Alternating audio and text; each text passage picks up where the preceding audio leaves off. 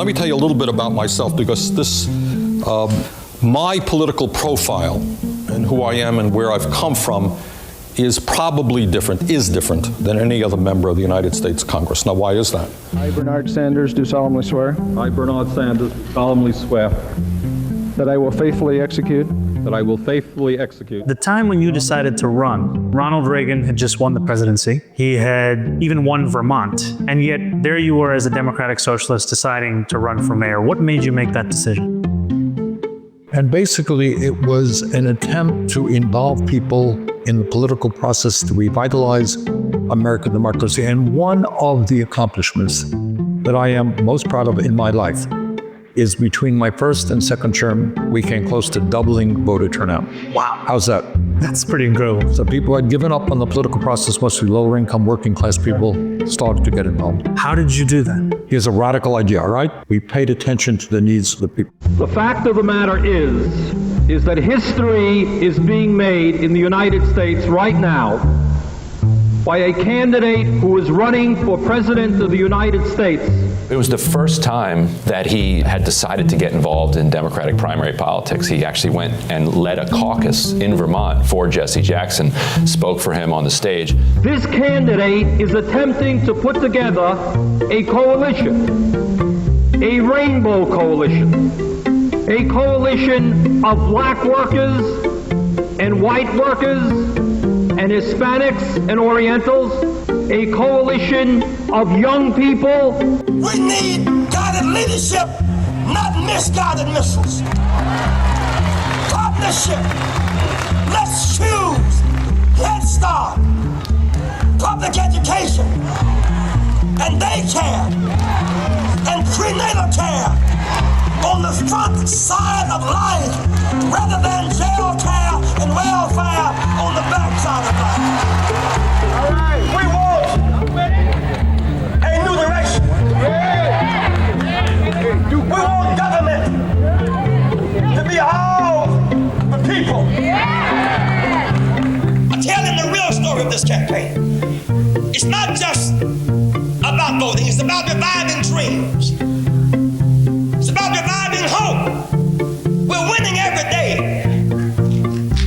When I win this campaign, there are no more impossible dreams. I'm pushing back mountains. I'm lifting ceilings.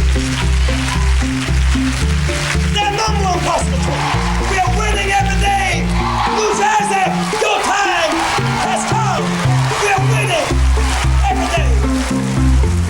This week, Jessie Jackson made it clear to even the most persistent doubters he's no longer a candidate running for a cause, but rather a serious force in the Democratic Party. Jackson won 5 states on Super Tuesday and now ranks second in delegates among the Democratic candidates. Still, the conventional wisdom is that Jackson can't win the nomination because of his race and because his views are too liberal. Conventional wisdom the candidate continues to ignore.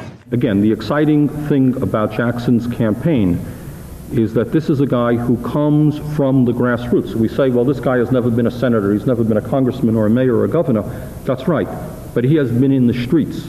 He has put his life on the line, fighting not only for the legal rights, the moral rights of black people, but of all working people. This guy has had the guts to be where the action is. He's been on the picket line with strikers. He's been in demonstration. He has put his life on the line at dozens of different times. And I think one of the things, to be honest with you, that I think is impressing people all over the country, and people say, well, why is Jackson doing so well? I think aside from his political views, where he is touching the nerve of this nation in beginning to speak about issues that other candidates shy away from, about who owns America.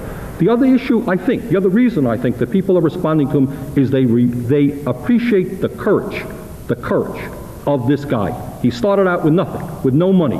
A black man attempting to get elected in a system which has never in a million years thought to elect a black person. And I think people are impressed with his courage, with his dynamism, with his willingness to articulate issues that are relevant to the disenfranchised, the poor people. I may be poor, but I am somebody. I may be on welfare, but I am somebody.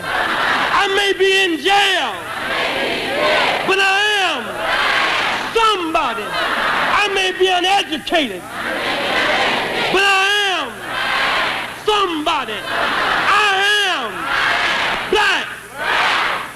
beautiful. Proud. I must be respected. I must be protected. I am somebody. 50% of the people in America have given up on the political process. They don't even vote. Who talks about those people? Who talks about them? Mike Dukakis talk about them? Gephardt talk about them? They're non-human beings. They're not part of the political process. And one of the interesting points, people are talking about, if Jackson gets the nomination, can he win? Well, who knows? And I think what the experts are saying is, yeah, the conservative whites are going to desert him, which is perhaps true. But the interesting question, in fact, the most interesting question that modern American politics has ever seen, and will see, is will the 50% of the poor people, the working people, who are now not participating in the political process, who have given up, can Jackson get some of those people to jump in and say, for the first time in my life, I'm poor, I got nothing, I can't pay my phone bill, I can't pay my health care bills, I'm going to vote because Jesse Jackson is standing up for my rights. Can he begin to get to those people? I think he can. Good evening. Campaigning for New York's Tuesday primary is down to the final stretch with the Democratic frontrunners running close. The latest ABC News Washington Post tracking poll gives Michael Dukakis a small lead over rival Jesse Jackson, but that lead is within the poll's margin of error. Obsessed with turnout, the Dukakis campaign made a special effort for fear that Dukakis had failed to motivate many who would vote for him. New York's primary campaign ended the way it began. Jackson drew big crowds, not only in Harlem, but on chic Fifth Avenue, Midtown. Good to see you, Brett. Need your support. Dukakis pleaded with New Yorkers to keep him the front runner. Good morning. Appreciate your help with that. Thank you.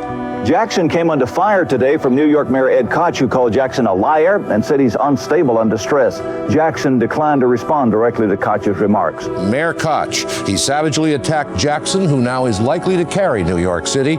He endorsed Senator Gore, who now trails in the voting. One of today's headlines, a reminder of the extraordinary role Mayor Ed Koch played, repeatedly attacking Jackson. And he thinks maybe Jews and other supporters of Israel should vote for him. They got to be crazy. Well, of course, in this case, you had a mayor with a strong supporting cast who led the drive using race and religion as a litmus test, which really lowered the character of the campaign. Many voters seemed embarrassed by the New York campaign. They really did emphasize the race as your issue, and that was a bad thing. I think it was pretty dirty. A horror. I live in this city. I think the mayor should go back to school to learn something about how we live together in the city. There is a feeling, particularly amongst blacks, that greater deference has to be paid to their prior and even current condition, so that the language that you might employ with others direct wounds them more than is permissible. That was particularly true with the Jesse Jackson situation. Everything I said about Jesse Jackson was true. They said, yes, but you shouldn't say it, or you shouldn't say it that way. You have to understand the symbolism that's involved. And if I had to do it over, I would take that into consideration. With 99% of the vote in, Dukakis leads with 51%. Reverend Jesse Jackson trails with 37%. Tennessee Senator Al Gore Jr. lagged way behind with 10%, and with that poor showing in New York. I do not think he's a spoiler. I think he is one who will give it a good shot, and then if it's decided that his going on the ticket would not be helpful. Don't you surrender, and don't you give up. Don't surrender, and don't give up.